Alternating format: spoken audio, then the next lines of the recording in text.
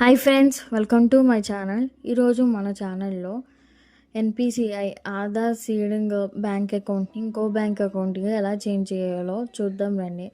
ఇది 2 ప్రాసెస్ కింద ఉంటుందండి. ఒకటి మనం ఆఫ్లైన్ కింద చేసుకోవచ్చు, ఇంకోటి ఆన్లైన్లో కూడా చూసుకోవచ్చు. ఆన్లైన్లో కుదరని వాళ్ళు ఆఫ్లైన్కి వెళ్ళి బ్యాంక్ విజిట్ చేసి ఆధార్ సీడింగ్ ఫామ్ ఇస్తారండి.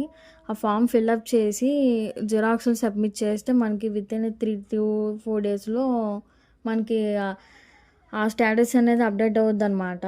లేదు మాకు ఆన్లైన్లోనే చేసుకుంటాం, ఆఫ్లైన్కి వెళ్ళామన్న వాళ్ళు ప్రాసెస్ ఏంటో చూద్దాం రండి. ముందుగా అసలు ఆ బ్యాంక్ అకౌంట్ని యాక్టివ్లో ఉందో ఇన్యాక్టివ్లో ఉందో చెక్ చేసుకోవాలన్నమాట. గూగుల్కి వెళ్ళి అక్కడ మై ఆధార్ అని సెర్చ్ చేయండి. ఫస్ట్ దాని మీద క్లిక్ చేస్తే లాగిన్ మీద క్లిక్ చేయండి. ఇక్కడ మీ Aadhaar card number captcha enter చేసి లాగిన్ విత్ ఓటీపీ మీద లాగిన్ అవ్వండి. ఆధార్ బ్యాంక్ సీడింగ్ స్టేటస్ అని ఉంటుంది చూడండి, దాని మీద క్లిక్ చేయండి.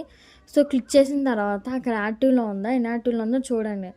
యాక్టివ్లో ఉంటే పర్లేదు, ఇన్యాక్టివ్లో ఉన్నా మనం యాక్టివేట్ చేసుకోవచ్చు.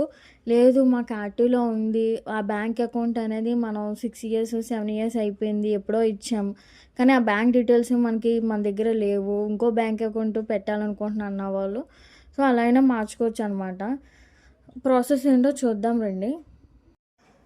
గూగుల్కి వెళ్ళి NPCI link bank account search చేయండి. ఫస్ట్ దాని మీద క్లిక్ చేయండి. ఇంటర్ఫేస్ ఈ విధంగా ఉంటుంది. ఇక్కడ కన్స్యూమర్ మీద క్లిక్ చేయండి. భారత్ ఆధార్ సీడింగ్ దాని మీద క్లిక్ చేయండి. సో ఈ విధంగా ఉంటుందన్నమాట. ఆధార్ సీడింగ్ ఆర్ డీసీడింగ్ మీద క్లిక్ చేయండి. ఇక్కడ మీ Aadhaar card number bank account ఇచ్చేయండి. అక్కడ సీడింగా డీసీడింగా. సీడింగ్లో 3 ఆప్షన్స్ అండి. కొత్త వాళ్ళు సీడింగ్ చేసుకుంటున్నారా, లేదంటే ఒక బ్యాంక్ అకౌంట్ నుంచి ఇంకో బ్యాంక్ అకౌంట్గా, లేదంటే ఒక బ్యాంక్ నుంచి మళ్ళీ అదే సేమ్ బ్యాంక్ అకౌంట్గా అనేది మనకు ఆప్షన్స్ అనేది చూస్ చేసుకోవాలండి. సో మనం ఒక బ్యాంక్ నుంచి ఇంకో బ్యాంక్ అకౌంట్ కాబట్టి 3rd ఆప్షన్ సెలెక్షన్ చేసుకుంటున్నాను. ఇక్కడ మీ బ్యాంక్ అకౌంట్ నెంబర్ ఇచ్చేసి బాక్స్ మీద టిక్ చేసి క్యాప్చా ఎంటర్ చేసిన తర్వాత సబ్మిట్ మీద క్లిక్ చేయండి. ఇక్కడ టర్మ్స్ అండ్ కండిషన్ మీద అగ్రీ అండ్ కంటిన్యూ మీద క్లిక్ చేయండి. ఆధార్కి లింకప్ అయిన ఓటీపీ వస్తుందండి, కన్ఫర్మ్ చేయండి. మనకి ఇక్కడ అప్డేట్ అవుతుంది, ఆధార్ అనేది సీడింగ్ అవుతుంది అనమాట, అప్డేట్ అవుతుంది. ఇక్కడ మీకు రెఫరెన్స్ నెంబర్ వస్తుంది చూడండి.